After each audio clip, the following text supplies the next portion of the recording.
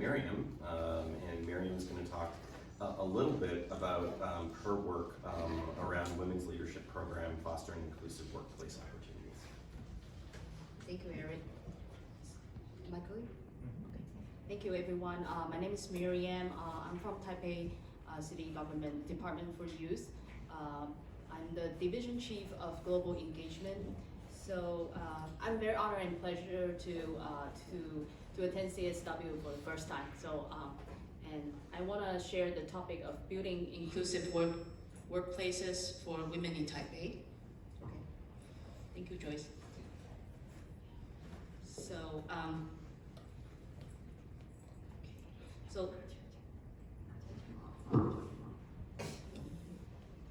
So let me introduce our department briefly first.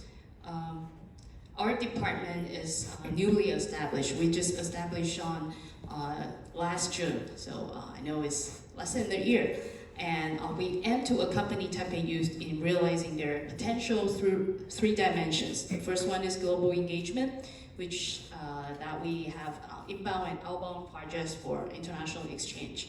And also we have civic engagement division. And the last one is career support. And according to the definition of Taipei, the youth refers to the population between the ages of 15 and 45 years old, which is very broad. And that accounts for about 36% of the city's population.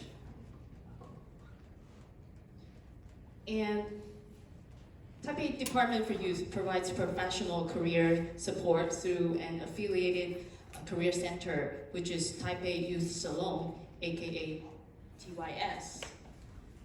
And TYS services could be mainly divided as 3 categories. The first one is consultation service. So through the consultation service, we give directions for young people regarding their career development. And also we will hold workshops and events to bring awareness and empowerment to the public. And then also we will grant subsidies or stipends, such as internship stipends or entrepreneurship subsidy to alleviate young people's economic burdens. And as you may have known, due to various reasons and factors such as traditional culture and social conditions, Korean women in Asia generally face both external and internal pressures when they try to balance work and family responsibilities. So without a strong support system, it is inevitably challenging for them to achieve both. So take myself, for example, I have a 4-year-old boy, and I fly all the way from East Asia to the US for almost 2 weeks business trip. So my husband has to, take care of the family, and also my parents-in-law and my parents have to take turns to help. So that's why I could achieve my goal and to do what I want in my career life. And so according to our investigation, we realized that in the past 3 years, over 60% of the young people seeking for career consultation are female. And that statistics reveals the needs of young females and also inspire us to launch the Women Leadership Program in last August, which was just 2 months after the establishment of our department. And through this program, the TYS provides professional and female perspective career counseling for young women in Taipei. So this is also the first women exclusive program adopted among all local governments in Taiwan. And we recruit female consultants, just as you see in the picture, to give services and hold several workshops of various themes. And all of this is aiming to support women in enhancing their self-awareness, achieving their personal aspirations and career goals. And one example that we have recently is that there's a 43-year-old assistant manager at a high-tech company. She came to us and she is reluctant to be promoted as a higher level manager due to the lack of self-confidence. Why is that? Because she feels she is incompetent for that higher position, and since that she is incompetent, she probably will take long hours at work, and in turn she fears that she cannot find balance between the overtime of work and taking care of her family. So in that situation, our TYS consultant just provide one-on-one counseling to find out the roots of her fears, and also made her to have a career personality aptitude test. And the test result turns out that she's actually capable of being a higher level position. So in the end, under the encouragement of the consultant, she's willing to step forward to get that position and continues to equip herself to face challenges ahead. And I want to share the public-private collaboration we take through this program. So as I mentioned earlier, that the definition of youth according to Taipei City, it's a population between the ages of 15 to 45 years old. So that covers several generations with different kinds of needs.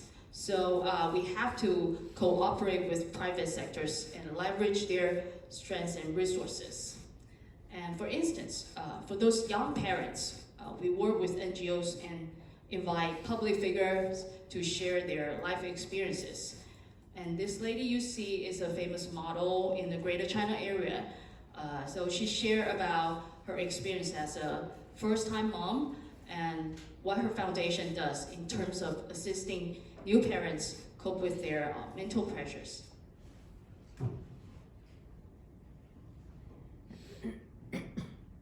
And another example is that we invite a well-known transgender prosecutor in Taiwan to share about her journey.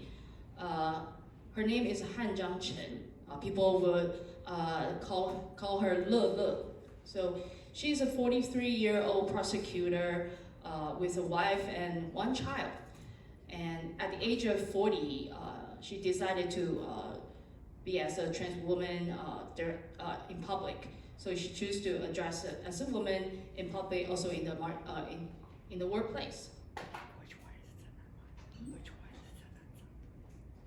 Which one is the wife and which one? Oh yeah, the taller one is Le, and the left one is her wife. So she went public after the marriage. So you can imagine there's a lot of adjustment in the marital relationship, especially her wife. So that's an easy process. But I think she is very blessed because she receives great support from her family and workplace. Of course, she also went through a lot of challenges and struggles that we haven't known.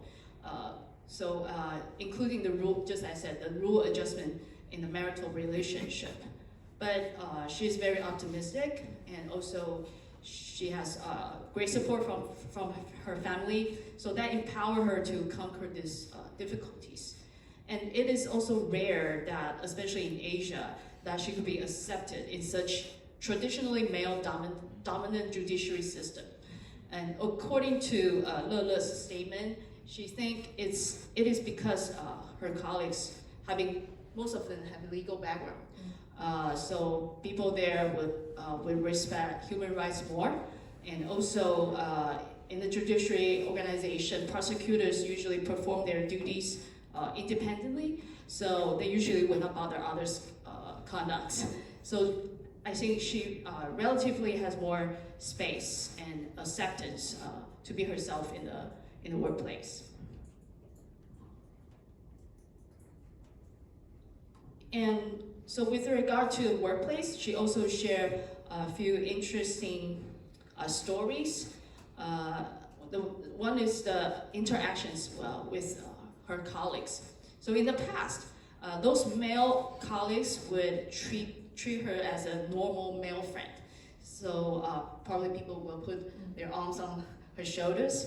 But however, after her transsexual, they started to respect her as a female friend.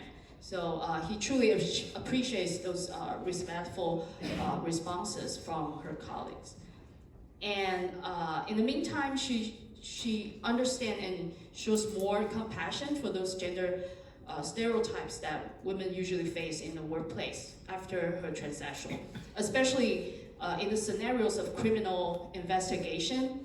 The people she worked with sometimes would doubt whether females' abilities are well enough to handle those complicated or thorny situations. So she feels that she needs to advance workplace gender equality, diversity, and inclusion as she can. So she also encouraged young people and those attendees to seek for support and protection while facing sexual harassment or violence in workplace. And another example of public-private collaboration is that Taipei City government firstly launched the Family Friendly Business Award last year, aiming to encourage enterprises, NGOs, and institutions to adopt or create a diverse and inclusive workplace for helping employees balance their careers and family lives seamlessly. And the selection criteria include policies of flexible workplace, financial support, or parental leave and extra. And by the way, in the PowerPoint you could see this is our mayor of Taipei City, Wan Anjiang. He's also a father of 3 boys, and his youngest child is only 2 years old right now. So he definitely understands the challenges that young parents, especially career women, are facing nowadays. And the last program I want to share is called the Women's Re-Employment Program. And this program actually is a collaborative effort between the central and local governments by creating a supportive workplace environment, as well as encouraging women to re-enter the workforce and increasing labor force participation overall. So this program targets women who have left workplace for over 3 months due to the family reasons.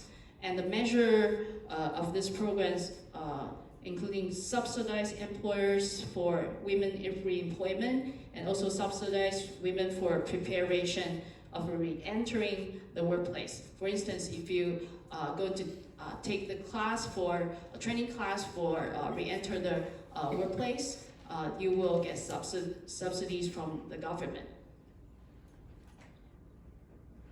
And the goal of this program is to reinforce female labor force participation, and hope that the rate would grow from over 1.6%, which amounts to the increase of 140,000 re-employed women by 2026.